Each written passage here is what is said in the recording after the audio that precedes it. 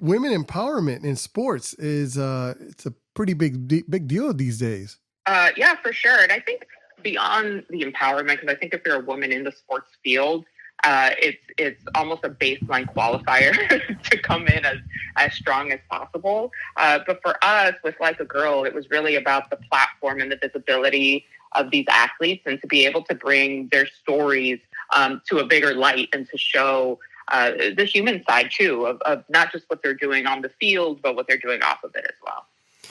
You highlight many different sports, just showing the plethora of availability out there for the young ladies to take place in, or to take part in. So, can you talk a little bit about that? It's just not basketball. There's other things they can get involved with.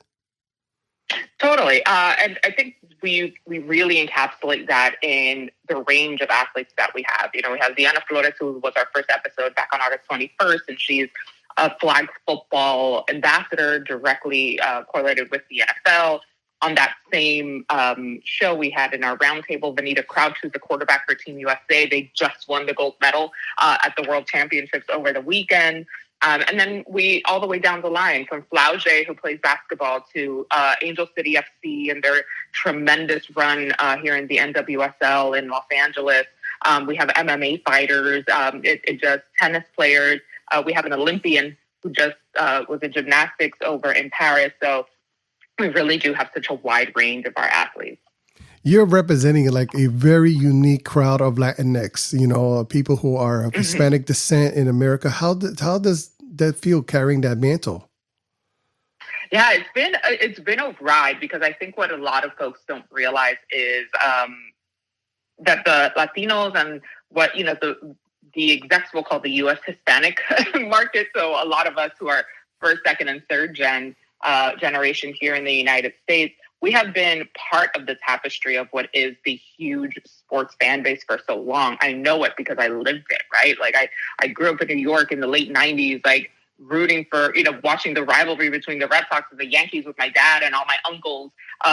So it's so deeply ingrained within us, and it's such a big part of our culture, especially for those of us who are assimilating into, the U.S. culture, that it's fun to be able to bring that representation, at least a little bit of it, to the bigger screen.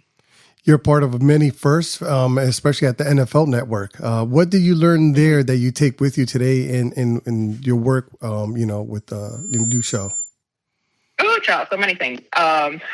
First of all, I think the biggest lesson I've learned in being a first is that when you break feelings, you also do get cuts and bruises through that, right? So it's honoring the process that can be very, very tumultuous, but also trusting the instincts that got me there, trusting my gut, trusting my preparation, trusting my knowledge.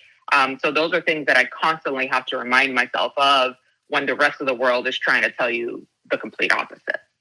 Storytelling is so big in our business. What are your basic or fundamentals in storytelling?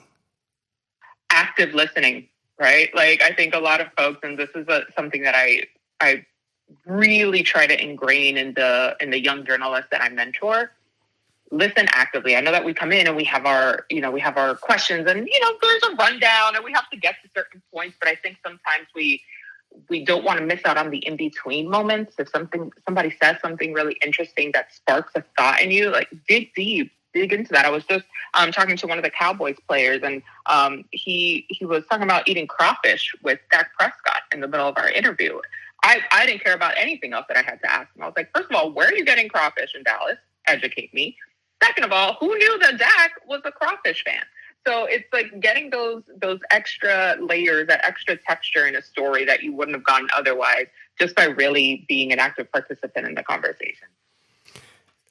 You've been everywhere now. You've traveled this whole country. How big is it to see your people from coast to coast, and what would be like the message for them, to get out there and see the world? Yeah, I think for that, you mean Latinos in particular, we're gonna find each other, right? Like, and I think that's been my favorite part of so far. Every city that I've been to, and this year, since I'll be working with ESPN Deportes for Monday Night Football, I'll have a chance to visit a lot of cities that I still haven't been in my coverage of NFL. So it's always fun to see, okay, wait a minute, we do have a little contingent over in Wisconsin. We do have a contingent over in Indiana.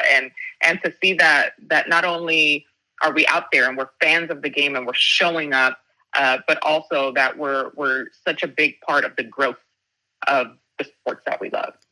Especially in NFL, how did you see the Hispanic population, Latino representation, especially in ticket sales and showing up to these football games? You know, we have one in Mexico City every year. No question. Again, it's something that I've known has always been there because I see us, right, and I am part of us. But the U.S. Hispanic population is the fastest growing demographic by a lot in the United States, right? So we're growing, we're getting bigger, and I think our voices are starting to be heard a little bit more. But I think even as you look at each team has their own, almost every team has their own Spanish broadcast specifically for us, so that it can be a multi-generational experience, right? Because we're not a monolith. Not everybody speaks Spanish in the house, but not everybody speaks English in the house necessarily, depending on where you are in the country or what your family history is.